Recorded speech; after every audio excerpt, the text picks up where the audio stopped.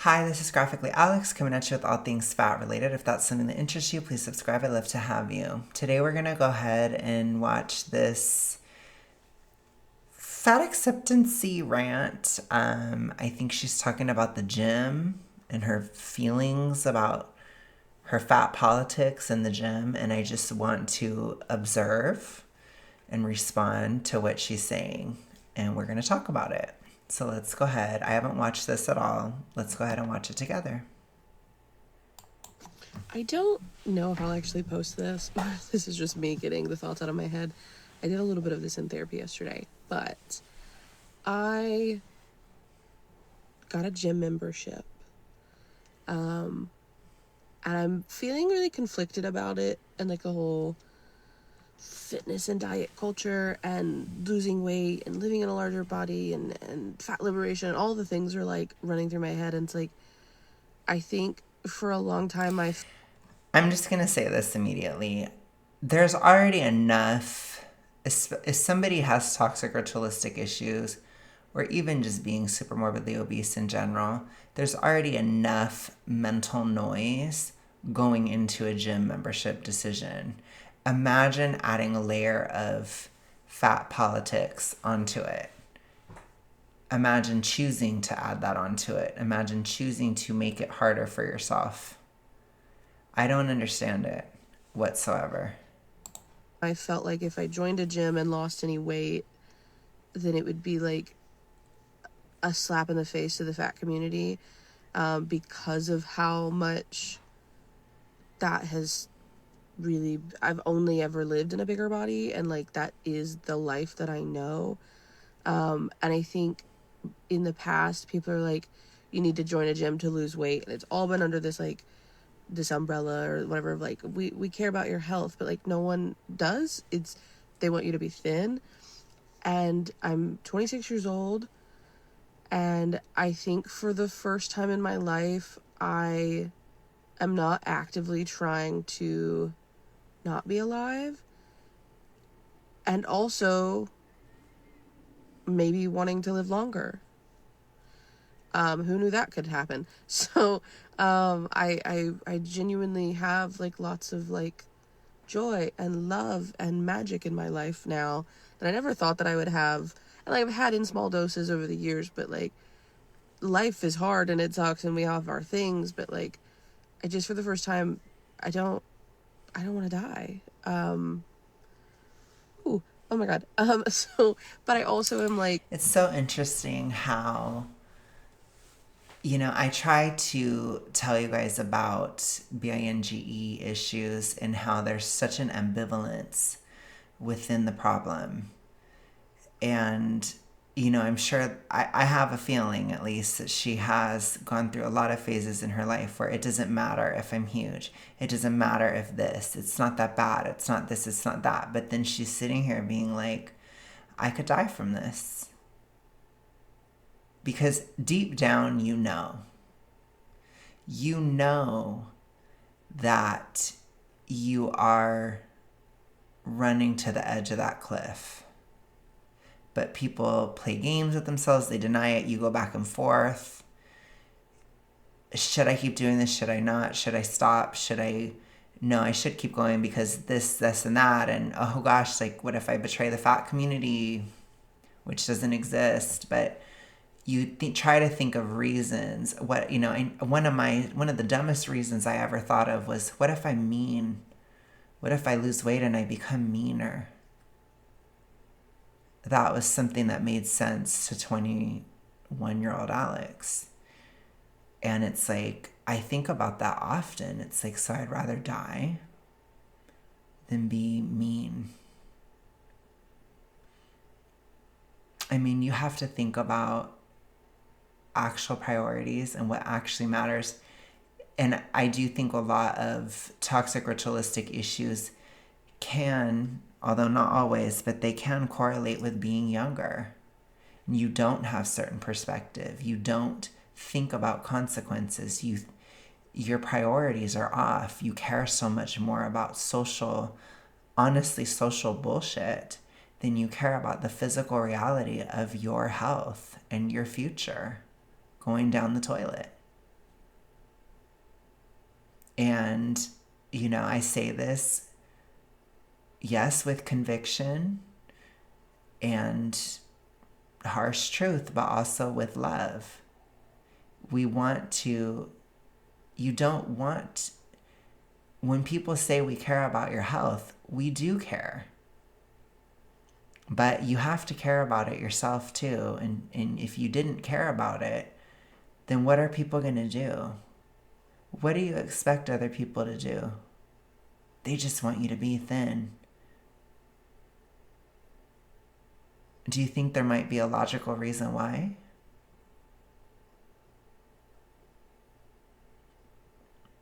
Do you think that maybe it is a relief? Maybe it makes almost everything in life easier from a physical and practical perspective. Maybe it's healthier. Maybe it helps your mood. Maybe it helps you find who you actually are. Maybe it can help you deal with your depression. There is a price to being that big. And the price comes in a lot of different ways. It is not cheap. Physically, mentally, financially, emotionally, even identity-wise. It can destroy your sense of identity to be that big. And I know identity is very important to people within the toxic ritualistic, which is why I'm going to keep telling you, you're not going to know who you are completely within obesity. You won't. And if you never explore that, if you never explore being outside of that, you may never know yourself truly.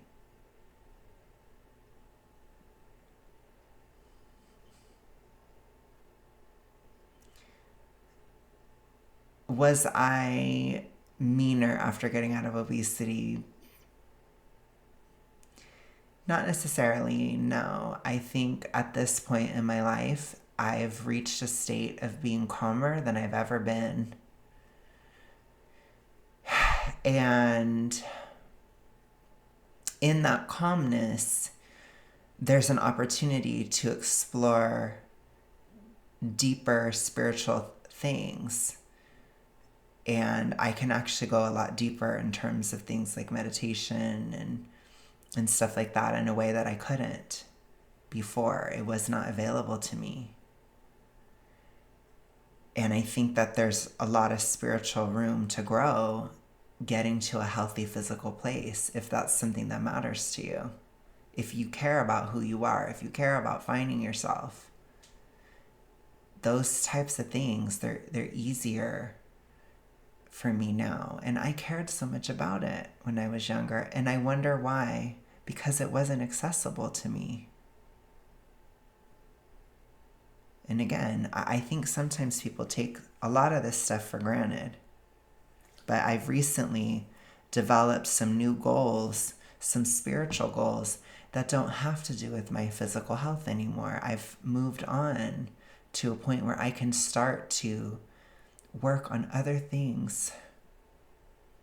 And quite frankly, even from a health issue perspective, I'm no longer working on hypothyroidism. I'm working on my anemia now, my iron deficient anemia, which is a lot straighter of a line in terms of recovery. Even if it's frustrating as hell, which it is, and even if I'm tired as hell, which I am, it's still something that's easy. It's a lot easier than what I've dealt with. So it leaves a lot of mental bandwidth open, and being this new sense of calm, it allows me to further explore in ways I never could before. So if it's important to you, if identity is important to you, you need to get out of this. The journey changes you. The journey's tough. But you learn a lot about yourself. And there's a reason why people that get out of it, oftentimes they're a lot more grounded. They know more about who they are. Because you learn a lot. Because you overcome challenges. You develop you do develop discipline. You develop tenacity. You develop that grit. And also, you develop patience. And it does help with empathy. Nobody likes it when I say that, but it's true. It does. People hate it when I say that. Trust me, I've gotten so much hate when I've talked about how people who are huge have issues with empathy. But it's true, and it helps you connect with others so you feel less alone. And I'm talking even just from an emotional level. It's really important to get out. There's a reason why people tell you to get out. It's not because it's not all about how you look. That's not why I'm telling you.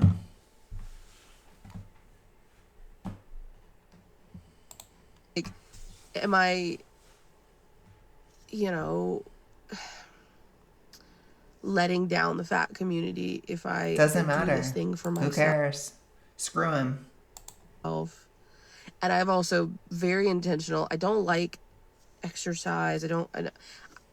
We're doing like very intentional movement. I've gotten older. My asthma got really bad over like 2020, and like, knock on wood, there's no wood in this car, but like, it's been fine recently. But like, I do my inhaler treatments and stuff like that. So I just don't feel good anymore in my body physically. I'm not able to do things. I don't have any stamina when I'm trying to like do something. And so like, I walk up all the stairs in the evening to check on my dog, and I'm winded, and I want to feel better in my body.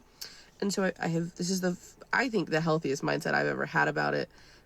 It's like, I'm not getting on a scale. I'm not doing anything with a personal trainer. I'm not doing a, body scan or a BMI. We're not doing any of that. That's not what I want to do. I am just going. I'm doing the things that my friend is telling me to do. I'm doing them at my own pace. If it's too hard for me, I'm not going to push myself too hard. If it's, physically uncomfortable, or if I can't breathe. I did find my emergency inhaler, which is good. And like, just not doing it, getting on a scale, and literally just working on building, like, the energy that I just don't have anymore as I've gotten older. I remember my friend and I used to go in high school, and that one was very much of like, I need to lose weight, which, like, that's the whole thing. But we did it consistently for a long time, and I was doing 2-3 minute planks and wall sits and squats and all things, and was, felt fine. We went the other day. I still can't move my legs, and that's okay, but we're doing our best. Yeah, I just think that there's like such a negative sort of thing of like, if you, I've always, maybe I've over identified, and that could be true, but it is who I am, and it's a part of who I am, and it's it affects every. This woman cares about identity a lot. That's why I've talked about it so much. Because to a lot of people, she's not alone in that. A lot of people within the toxic ritualistic, identity is a major aspect. So what I think is going on is she's nervous that if she goes to the gym, it could start a cascade of change.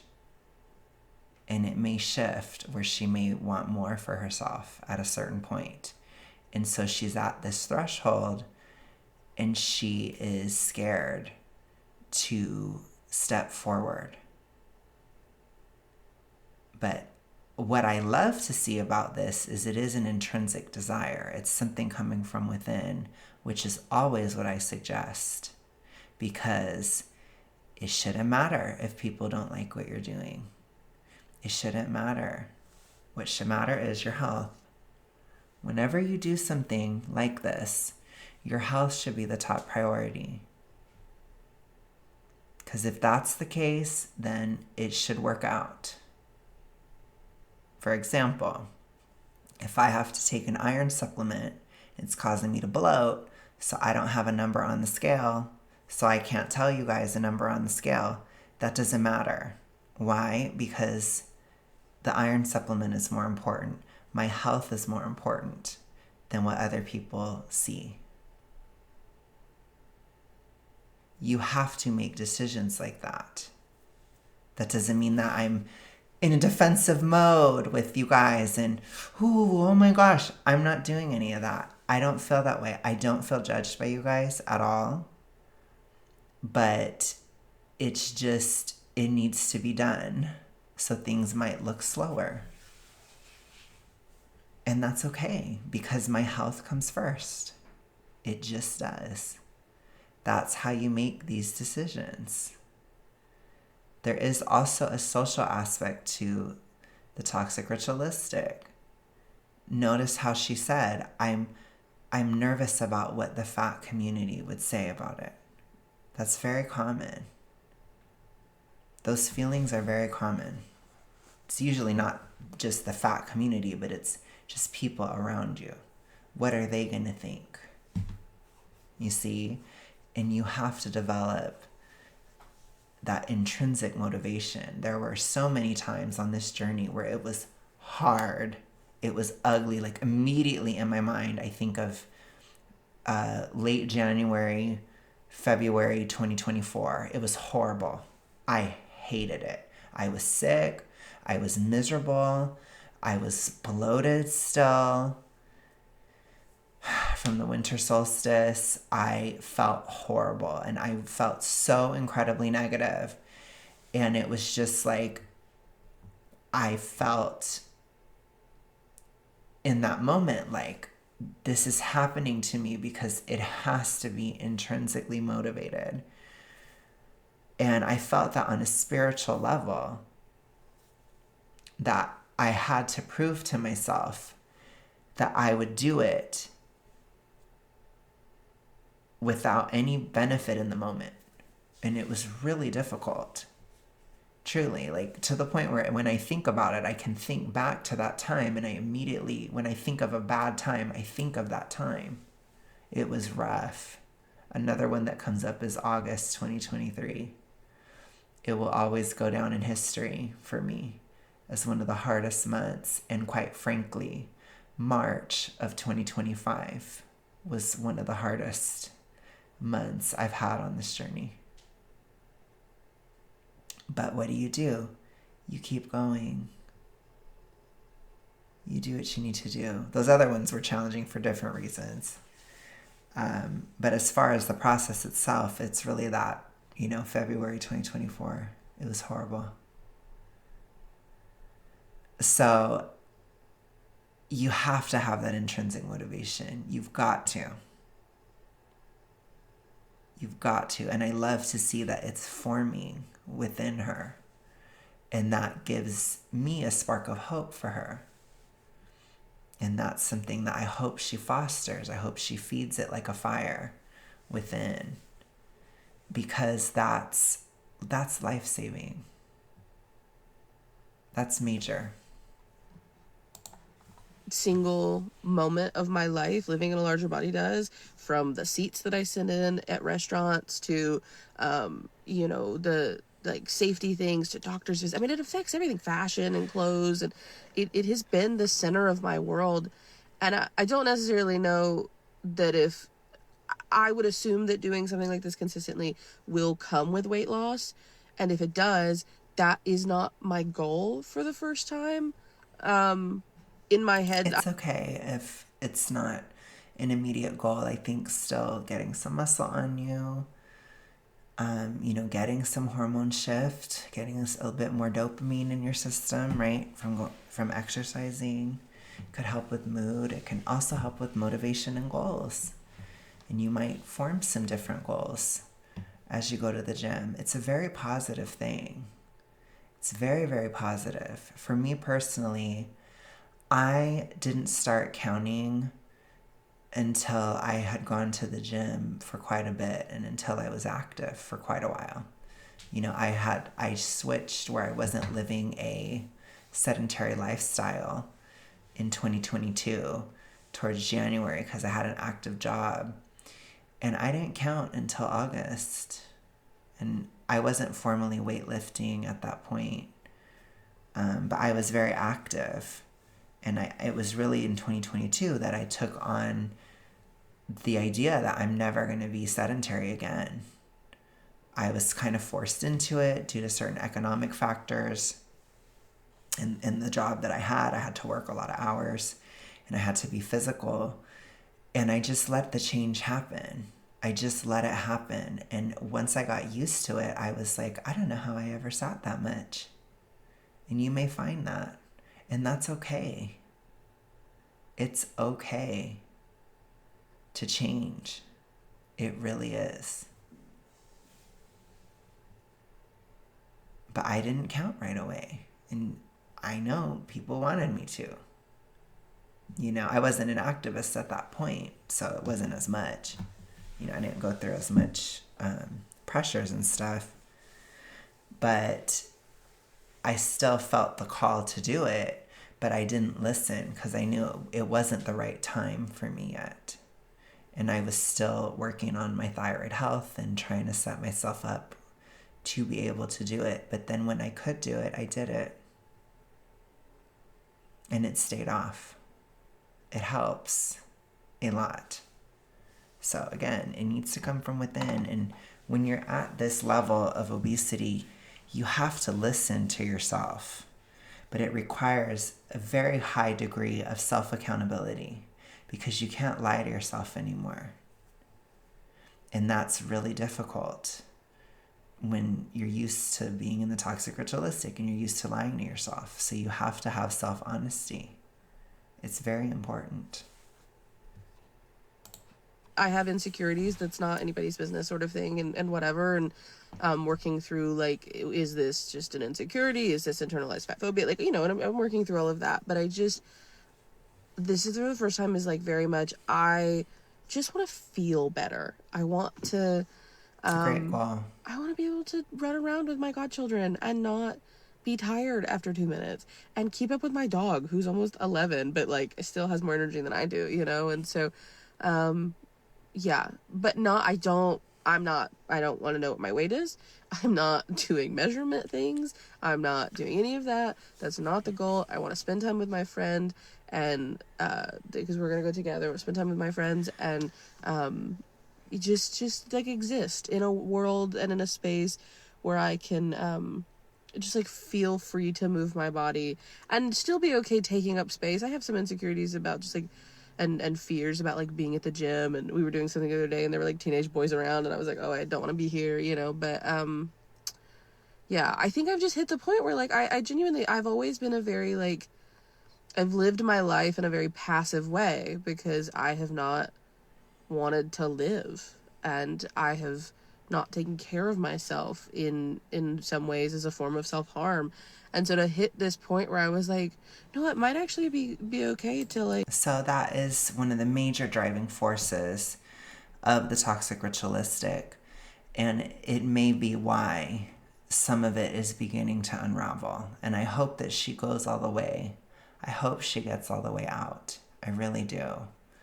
But it's at least weakened. And for a lot of people, it's a process. It's a slow process. But that is hope.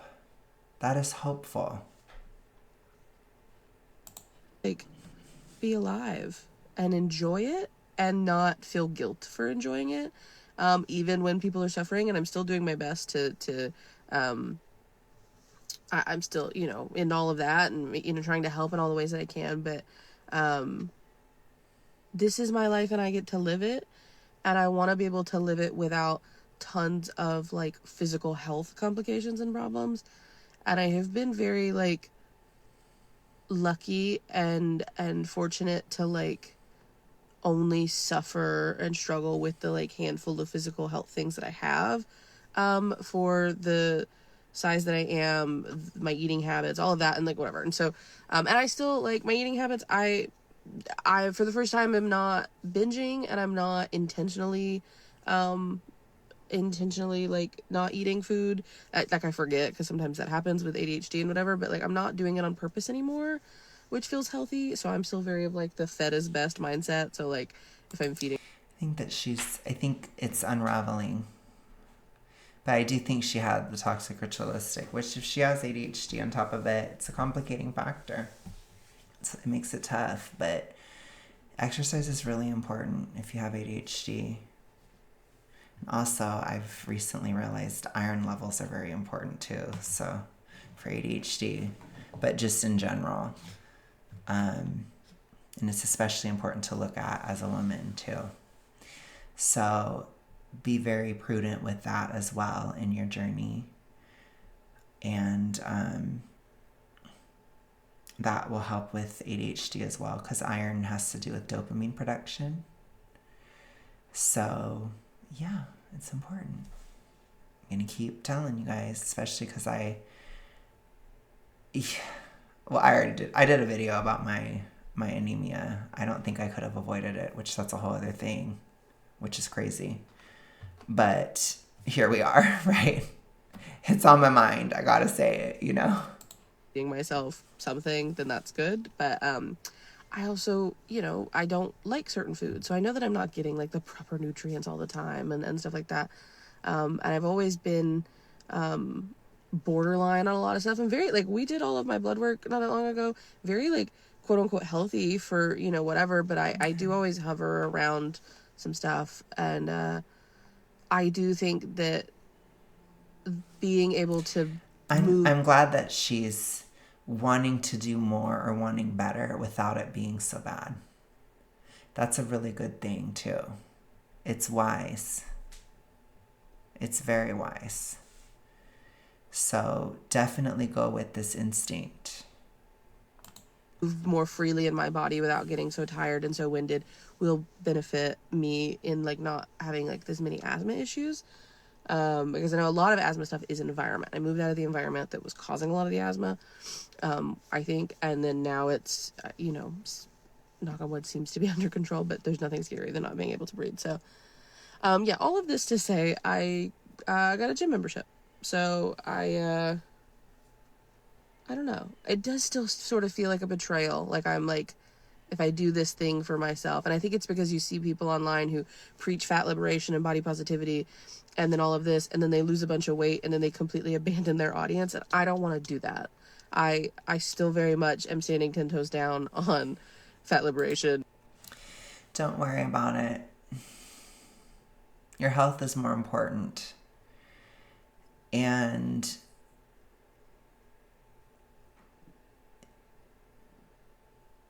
you're going to have to let go of certain things, certain toxic ritualistic things. But I just hope she keeps going. I really hope she keeps going.